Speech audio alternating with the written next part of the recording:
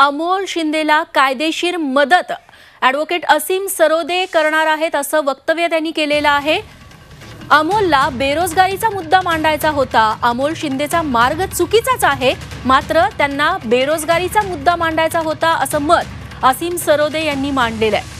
अमोल शिंदे यानं काल संसद आवारात धुराची नळकांडी फोडलेली होती, निदर्शनं केलेली होती।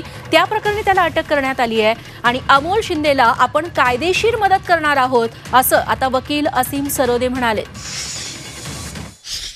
या 4 युवकांमध्ये एक युवक अमोल शिंदे हा लातूरचा म्हणजे महाराष्ट्रातला आहे आणि त्याचे आईवडील अत्यंत गरीब परिस्थितीत जगत आहेत। त्यांनी जो मुद्दा मांडण्याचा प्रयत्न केलेला आहे त्याचा आदर करून आम्ही असं ठरवलेलं आहे की अमोल शिंदे याला जी काही कायदेशीर मदत लागेल ती आपण केली पाहिजे आणि त्यामुळे कायद्याच्या मदतीचा हात आम्ही अमोल शिंदेला देऊ, त्याला पूर्ण आम्ही मदत करू।